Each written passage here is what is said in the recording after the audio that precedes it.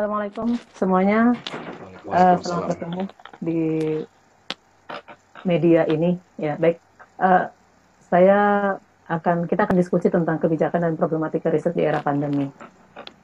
Tadi sudah disampaikan bahwa sebenarnya latar belakang pendidikan saya adalah sains, tapi saya akan berbicara dari perspektif eh, metodologi penelitiannya, selain di kebijakan tentang pendidikan tinggi nanti. Bapak Ibu, mungkin akhir-akhir tahun yang lalu ya, akhir tahun 2019 kita masih bicara banyak hal tentang revolusi industri 4.0, di mana dikatakan di sana bahwa uh, perkembangan teknologi merupakan pemicu terjadinya era disrupsi. Tetapi ternyata di tahun 2020, the real disruptor-nya telah datang, yaitu COVID-19 pandemic. Jadi, apa boleh buat, semua bidang kehidupan kita telah terganggu ya oleh COVID-19 pandemic. It is the big disruptor of the century. Dan oleh karena itu, telah banyak terjadi perubahan di semua bidang kehidupan. Snapchat, sebuah lembaga survei berbasis aplikasi, mencoba meneliti tentang dampak pandemi COVID-19 terhadap kehidupan orang Indonesia. Ini dilakukan di 2000, pada 2000 orang sampel, pria dan wanita, kemudian usia 15-50 tahun, yang tersebar di 8 kota besar di Indonesia, Bapak Ibu. Dan hasilnya ternyata cukup mengejutkan buat saya, buat kita mungkin ya, karena ternyata kalau orang Indonesia yang jadi sampelnya, yang terganggu itu paling utama adalah kehidupan sosial, kemudian karir dan pekerjaan, rencana perjalanan, kegiatan keagamaan, kebiasaan berbelanja, dan pendidikan, pelajaran yang mungkin buat kita orang akademisi itu menjadi satu gangguan yang terbesar. Ternyata oleh para sampel itu hanya 17% yang memilih pelajaran yang terganggu oleh adanya COVID-19. Nah, dari fenomena yang terjadi sekarang, maka Kemdikbud melakukan beberapa kebijakan, dan kebijakan ini Bapak Ibu tidak terhitung minggu atau bulan, tapi dari hari ke hari dilakukan kebijakan baru yang sangat dinamis. Pada prinsipnya adalah bahwa kesehatan dan keselamatan adalah yang utama bagi peserta didik. Jadi apapun yang kita lakukan, yang utama adalah kesehatan dan keselamatan bagi peserta didik, tendik, dan semua warga satuan pendidikan. Oleh karena itu, kebijakan pertama yang lahir adalah bekerja, belajar, dan ibadah dari rumah. Semua dilakukan dari rumah. Dan langkah Dikti untuk mengatasi ini adalah efisiensi dan realokasi anggaran untuk memitigasi pandemik. Dan sampai sekarang kita masih belum tahu apakah kita masih memiliki cukup pagu untuk bisa berkegiatan dengan baik, karena semuanya direfocusing kepada penanganan pandemi ini. Dan ada beberapa surat edaran yang sudah dikeluarkan oleh Dikti, Bapak Ibu. Dalam hal pembelajaran, perguruan tinggi membebaskan mahasiswa untuk pemenuhan haknya. Jadi hak belajar mahasiswa harus tetap terpenuhi melalui pembelajaran daring. Dan skema Merdeka Belajar, meskipun secara realnya ternyata sekolah dan masyarakat belum terlalu siap dengan pembelajaran daring ini. Terbukti di daerah-daerah yang susah sinyal, ternyata tidak bisa melaksanakan dengan baik pembelajaran daring. Dan Merdeka Belajar itu sebenarnya tidak khusus menyambut pandemi, tetapi memang sudah ada sebelumnya sebagai kebijakan Mendikbud yang baru. Dan rencananya insya Allah di tahun ajaran semester ganjil nanti, pemerintah akan memfasilitasi Merdeka Belajar dengan mengeluarkan program Permata Sakti. Jadi nanti akan ada kuliah daring di beberapa perguruan tinggi yang boleh dipilih, tapi dilakukan secara online. Nanti kalau sudah lewat pandeminya bisa secara offline. Kemudian bantuan yang diberikan Bapak Ibu, kebijakan Kemdikbud khususnya di perguruan tinggi adalah bantuan pulsa untuk mahasiswa dan bantuan logistik untuk yang membutuhkan. Saya kira dalam forum ini juga ada mahasiswa ya, banyak mahasiswa mungkin ya. Ya, jadi Ada Bu. ada ya Pak ya, baik. Jadi sebenarnya ada bantuan pulsa untuk mahasiswa atau kuota gitu untuk mahasiswa, tetapi karena ini betul-betul baru, sepertinya provider belum terlalu siap untuk mengeksekusinya. Akibatnya ada beberapa yang terkendala, mungkin terlewat nomor dan sebagainya. Tapi insya Allah akan terus diperbaiki nanti. Dari semua kebijakan itu, Bapak Ibu, rencana arah kebijakannya adalah 8 hal ini dalam hal pembelajaran hari rumah, kemudian pembelajaran teori, layanan administrasi, bimbingan mahasiswa, semua dengan daring. ini tidak terlalu baru saya kira. Justru yang baru yang nomor 5 ini, wisuda dan pengambilan sumpah profesi dilakukan dengan daring. Praktikum dan tugas bisa mungkin dialihkan ke daring. Kemudian praktikum atau tugas yang tidak digantikan dengan daring digeser ke akhir semester. Sudah ada pergeseran kegiatan praktikum itu sehingga di awal dilakukan dengan daring, nanti di akhir baru kita lihat apakah bisa dilakukan secara offline. Kemudian untuk khusus untuk penelitian diarahkan untuk studi data sekunder. Tapi nanti kita akan bicara di belakang bahwa ternyata masih banyak peluang untuk bisa melakukan studi data primer. Jadi tidak hanya data sekunder saja yang bisa kita pelajari, yang bisa kita teliti dalam masa pandemi seperti ini. Khusus untuk sains, bila harus di lab, gunakanlah protokol yang ketat. Tapi saya sudah melihat beberapa topik-topik penelitian yang kayaknya cocok untuk bidang bahasa, dan sepertinya masih terbuka kesempatan untuk melakukan penelitian dengan menggunakan data primer, tapi tetap dilakukan secara daring. Pada prinsipnya, Bapak Ibu, semua yang kita lakukan itu adalah kesehatan dan keselamatan mahasiswa, dosen pendidik, itu semua menjadi hal utama. Dan jangan sampai kampus menjadi klaster baru penyebaran pandemi COVID-19. Kalau bisa kampus justru menjadi pusat penyebaran preventif pencegahan pandemi COVID-19. Bagaimana caranya supaya masyarakat sadar akan bahaya ini dan untuk mencegahnya.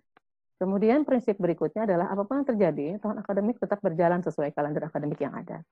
Tapi nampaknya di semester ganjil akan ada sedikit perubahan, pergeseran, mungkin agak ke tengah September nanti baru ada tahun akademik ajaran baru 2020-2021. Kemudian prinsipnya juga pembelajaran tetap berlangsung dengan mengutamakan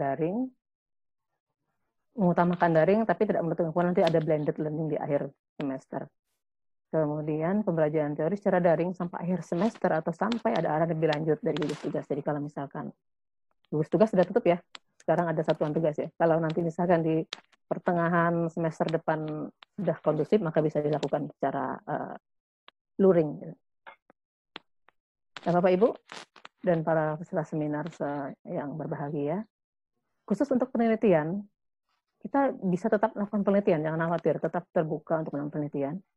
Tapi ada 3 hal yang harus dihindari ketika pengambilan data. Yang pertama adalah closed space. Jadi usahakan sebisa mungkin tidak mengambil data dalam tempat tertutup, gitu, ruang tertutup.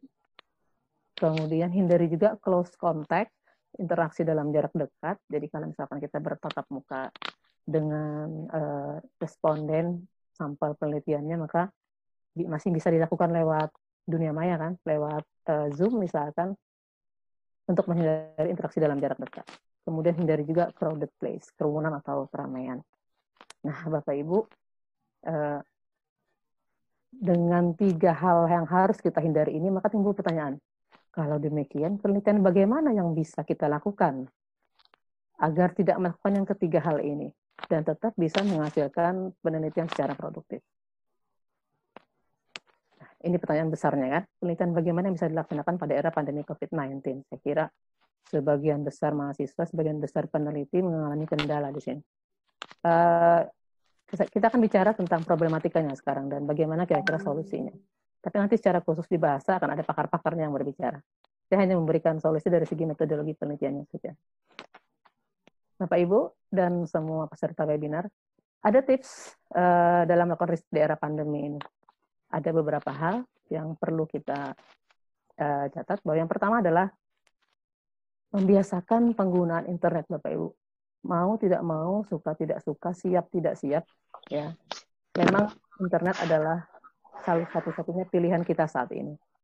Masih ingat mungkin Bapak Ibu ketika dulu di awal-awal internet baru booming, penggunaan internet dalam handphone itu baru booming, ada beberapa sekolah yang melarang penggunaan handphone ya. Bahkan akhirnya handphonenya dihancurkan gitu karena nggak boleh bawa handphone dalam kelas. Sekarang tidak mungkin. Kita tetap harus biasakan menggunakan internet. Dan justru banyak hal yang bisa kita peroleh dari. Yang paling mudah memang internet adalah terkoneksi.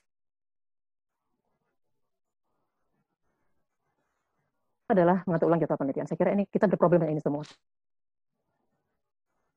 Kita berproblem dengan ini semua. Mohon maaf, suara saya terdengar apa tidak ya, Pak Dengar, Bu. Dengar dengan baik. Ya. Terima kasih. Nah, saya sendiri mengalami kendala di sini, diatur ulang jadwal penelitian. Saya membuat proposal di akhir tahun 2019, tapi baru bisa terlaksana di 2020. Ya. Untungnya, saya sempat merekam beberapa video yang memang akan saya analisis. Jadi, waktu itu saya punya, saya kira metode ini juga bisa diterapkan Bapak Ibu dan adik-adik mahasiswa nanti kalau memang tertarik dengan penelitian semacam ini. Jadi saya meneliti tentang pembelajaran, tetapi menggunakan teaching based lesson analysis. Saya menggunakan TBLA namanya. Jadi pembelajaran itu kami rekam dengan menggunakan video dan perekam suara juga. Kemudian semua interaksi, semua percakapan yang terjadi dalam kelas itu kita transkrip. Kita transkripsi, jadi ada yang khusus mengetik pembicaraan itu semua. Nah, kemudian dari transkripsi tadi kita analisis dengan menggunakan Excel saja. Kita lihat dari banyak hal yang bisa kita ungkap dari pembicaraan itu. Kita bisa menilai, kita bisa menggunakan misalkan kata-kata yang paling sering muncul sebagai basic analisisnya. Kita bisa menggunakan model interaksi sebagai basic analisisnya. Kita juga bisa menggunakan dominasi siapa yang paling sering berbicara sebagai dasar analisisnya. Banyak hal bisa kita bicarakan. Nanti akan jadi grafik seperti grafik itu ya, grafiknya apa tuh namanya? Kalau saya orang kimia seperti grafik inframerah itu. Mungkin Bapak Ibu lihat di grafiknya orang sakit di rumah sakit itu, nah seperti itu nanti grafiknya. Dan mau tidak mau karena COVID ini maka saya terpaksa mengatur ulang jadwal penelitian. Lalu memodifikasi metode penelitian saya yang tadinya harusnya saya masuk kelas karena tidak bisa, maka saya menggunakan harus ada 3 video yang saya analisis. 2-nya sempat saya ambil waktu di bulan Februari, Maret awal. 1 video tidak sempat saya ambil, maka saya modifikasi metode penelitian saya dengan menggunakan sumber datanya dari internet. Jadi saya menggunakan video pembelajaran yang ada di internet untuk saya analisis. Tapi saya cari video pembelajaran yang paling natural dari semua video-video yang saya temukan di internet. Terus di pembelajaran kimia karena saya dari kimia. Nah, kemudian dengan adanya perubahan itu tentu saja kita harus memodifikasi metode analisis data kita. Yang saya sampaikan baru contoh Bapak Ibu, nanti yang saya sampaikan beberapa contoh lain metode penelitian yang bisa kita lakukan. Jadi ini problemnya dan kira-kira ini tipsnya bagaimana cara melakukan riset di era pandemi. Berkaitan dengan metode penelitian, Bapak Ibu dan semua peserta webinar, ada beberapa metode penelitian yang dapat kita implementasikan pada masa pandemi ini. Kalau eksperimen sudah tidak mungkin kita lakukan bertatap muka dengan siswa, masih bisa eksperimen lewat internet kan. Tapi oke, kita akan melihat nanti ada beberapa hal yang tidak perlu eksperimen sebenarnya. Khususnya buat orang bahasa ini sangat cocok sekali. Yang pertama documentary research, jadi riset dokumenter. Riset dokumenter sangat terbuka ini kesempatan untuk melakukan riset dokumenter. Riset dokumenter juga bisa termasuk penelitian dengan sumber data primer ya. Karena data yang kita analisis itu langsung data penelitian, misalkan mungkin orang bahasa sudah sering melakukan ini, analisis wacana misalkan, analisis wacana. Wacananya bisa yang printed atau yang e-book ya, analisis wacana yang ada di internet. Kemudian bisa melakukan riset dokumenter yang sumber dokumentasinya kan bukan hanya buku, tetapi juga bisa video. Bisa video. Jadi video-video pembelajaran yang ada, pembelajaran bahasa misalnya ada di internet bisa Bapak Ibu analisis. Ya. Namun apakah bisa dianalisis dari segi metode pembelajaran atau dari segi penggunaan bahasanya gitu. Jadi sangat terbuka kesempatan untuk dokumenter di internet. Banyak sekali sumber-sumber dokumentasi yang jutaan barangkali di internet yang bisa kita angkat sebagai topik penelitian menggunakan documentary research ini. Kemudian, nah ini yang menarik Bapak Ibu. Ini yang menarik. Ada autoetnografi. Autoetnografi. Jadi kebetulan ada saya punya teman dari UNJ, beliau dari Australia S3-nya, dan kemarin kita undang, beliau pernah kita undang juga ke ULM, dan pembimbing beliau juga pernah kita undang ke ULM, Mr. Peter Charles Taylor, ya. Penelitian teman saya itu disertasinya tentang autoetnografi, dan ini saya kira sangat terbuka kesempatan untuk melakukan ini. Bapak Ibu bisa lihat nanti penelitiannya bisa diklik nanti di alamat yang saya berikan di bawah itu, di tautan itu. Tulisan beliau tentang moments of critical realization and appreciation, a transformative chemistry to reflect. Jadi kalau etnografi mungkin sudah tahu semua ya Bapak Ibu ya, orang sosial biasa melakukan ini. Kalau etnografi kan kualitatif, yang penelitian kualitatif yang menulis kehidupan satu kelompok, ya, misalkan suku atau apa gitu, lalu dipelajari, deskripsikan, dianalisis pola budayanya misalkan, lalu disimpulkan. Nah, di autoetnografi itu tidak seperti itu. Di autoetnografi itu barangkali ini sering banget saya lakukan karena saya suka menulis dan yang saya tulis seringkali tentang keluarga saya, tentang diri saya gitu ya. Nah, autoetnografi ini sukunya apa objeknya bukan orang lain tapi diri kita sendiri. Diri kita sendiri. Mirip seperti orang menulis autobiografi gitu. Nah, di teman saya ini tadi disertasinya menulis tentang pengalaman dia ketika dia menjadi masuk keguruan dan dia tidak suka ya. Dia tidak suka masuk keguruan, tapi dia terpaksa masuk keguruan. Lalu dia mengajar lagi di SMK yang siswanya semua laki-laki dan dia mengalami perlakuan buruk. Tapi kemudian hari demi hari, minggu demi minggu, lama-lama dia menikmati mengajarnya itu. Sampai akhirnya dia merefleksikan, dia sangat suka. Sekarang jadi pakar pembelajaran transformatif. Ya, ada banyak sekali jurnal-jurnal yang dia hasilkan pembelajaran transformatif, utamanya tentang etnis, tentang bagaimana mengajarkan karakter, tapi apa bedanya mengajar karakter di etnis tertentu gitu. Mungkin mengajarkan karakter di daerah Kalimantan beda sama di Pulau Jawa. Pulau Jawa pun mungkin beda-beda karakter kan, di daerah yang berbeda akan berbeda juga. Nah, itu yang sekarang dia lakukan. Bapak Ibu bisa melihat nanti, diklik di tautan itu, bagaimana penelitian yang sifatnya autoetnografi. Itu masih debatable penelitiannya, tapi sudah ada beberapa buku yang menjelaskan dengan sangat gamblang tentang autoetnografi, tapi masih berbahasa Inggris kebanyakan bukunya. Dan jurnalnya juga sudah lumayan banyak yang mempublikasikan tentang ini. Kemudian digital research, Bapak Ibu. Digital research ini saya kira ini yang menjadi pilihan kita sekarang juga ya. Jadi penelitiannya berbasis internet, berbasis digital. Kalau kita bicara tentang penelitian berbasis internet, maka ada dua hal sebenarnya dalam penelitian berbasis internet. Internet sebagai alat untuk penelitian, dan internet sebagai tempat untuk meneliti. Jadi sebagai alatnya, alat intervensi, dan sebagai tempatnya. Jadi internet sebagai ruang kelasnya, atau internet sebagai alat intervensinya, medianya gitu.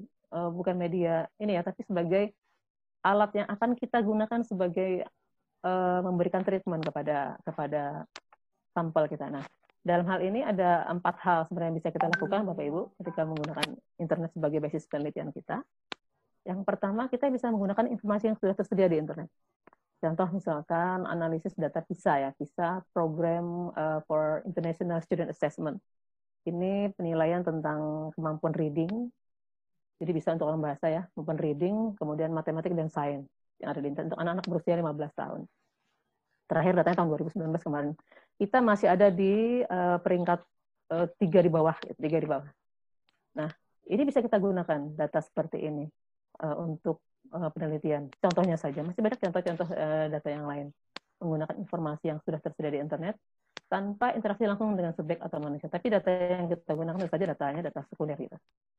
Kemudian yang kedua, menggunakan internet sebagai alat intervensi, Bapak Ibu. Menggunakan internet sebagai alat intervensi. Ini banyak sekali penelitian yang bisa kita rujuk di jurnal-jurnal ya.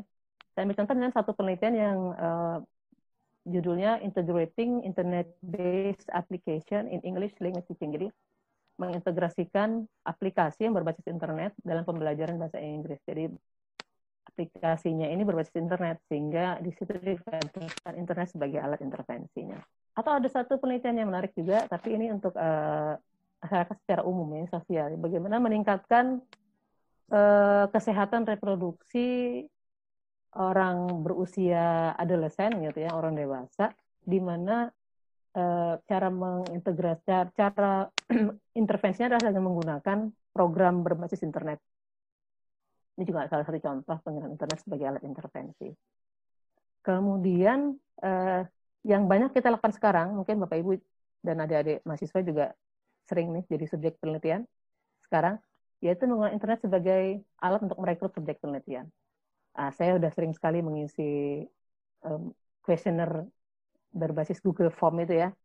Bahkan terakhir kemarin saya isi katanya berhadiah emas, wah berapa gram itu. Wah saya isi itu, saya kasih tahu mahasiswa saya semua. Isi nanti dapat itu.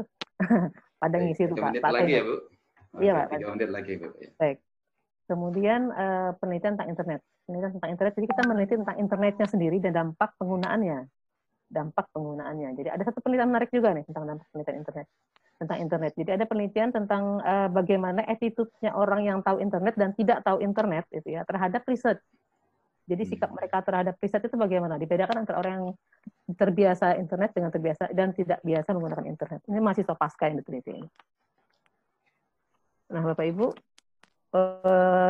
untuk penelitian berbasis internet, kalau kita breakdown lagi seperti ini. Jadi survei online melalui email, melalui web, melalui Google Form, atau bisa untuk FGD, atau wawancara online, dan perpustakaan online.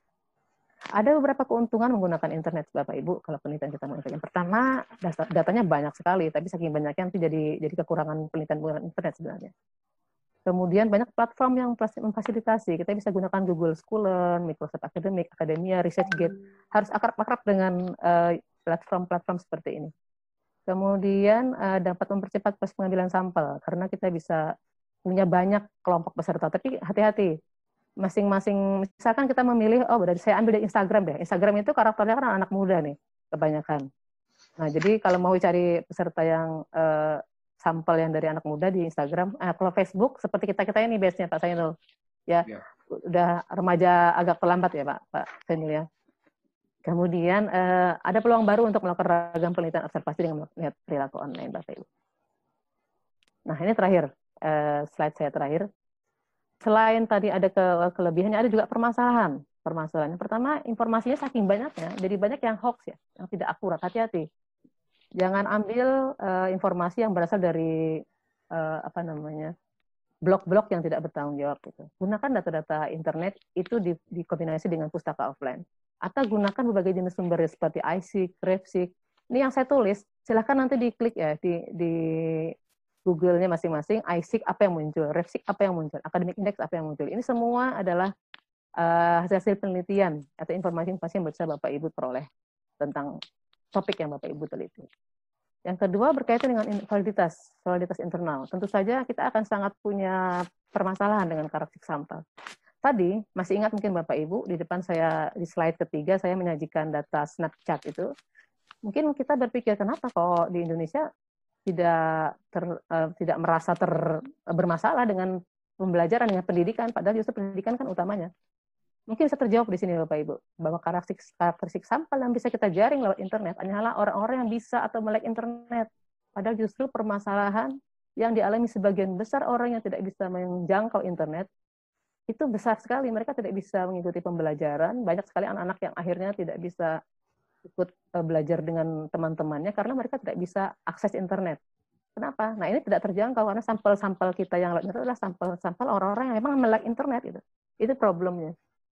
Karena itu harusnya dikombinasi antara pemerolehan sampel dari sumber online dan juga dari sumber yang non-online. Ya, jadi kemudian instrumentasi juga bermasalah karena itu gunakan kuesioner yang netral dan anonim sehingga orang tidak segan mengisi instrumennya. Terakhir, tingkat respon yang rendah, Bapak Ibu. Ya ini sering terjadi, tingkat respon rendah. Jadi ketika ngelihat ditawari kuesioner ya udah baca saja ya sudah, apalagi kalau panjang sekali gitu. Pertanyaannya. Nah, ini bisa dilakukan solusinya dengan mengirimkan pesan secara pribadi, jadi ke email masing-masing. Atau ke WA, jangan di WA group, WA-nya ke WA personal, jadi agar yang bersangkutan merasa dihubungi secara pribadi sehingga dia merasa dihargai, akhirnya dia akan mengirim juga nanti, mengisi dan mengirimkannya juga secara pribadi. Nah, saya kira itu Bapak Ibu yang bisa saya sampaikan. Cukup singkat ini Pak Seno ngasih waktu saya cuma 15 menit, jadi saya harus lari-lari. Tapi terima kasih diberi kesempatan berbagi. Terima kasih banyak Bapak Ibu. Ya, mohon maaf kalau ada kesalahan. Saya akhiri dengan wassalamualaikum warahmatullahi wabarakatuh. Waalaikumsalam warahmatullahi wabarakatuh. Terima kasih Ibu Ati, satu wawasan yang bagi saya sangat baru soal penelitian berbasis internet. Bu Ati tadi menyampaikan bahwa the real disruptor itu bukan era 4.0, tapi COVID-19 itu disruptor. Tapi untung kita sudah memasuki era 4.0. Entah kalau kita belum memasuki era 4.0, mungkin kita makin kebingungan apa yang bisa kita lakukan. Bu Adi tadi memberikan banyak gambaran tentang hal-hal yang bersifat teoritis, teknis, dan alternatif tentang bagaimana melakukan penelitian berbasis internet. Kalau Bapak, Ibu peserta dan adik-adik mahasiswa punya pertanyaan, silahkan siapkan untuk disampaikan melalui kolom percakapan.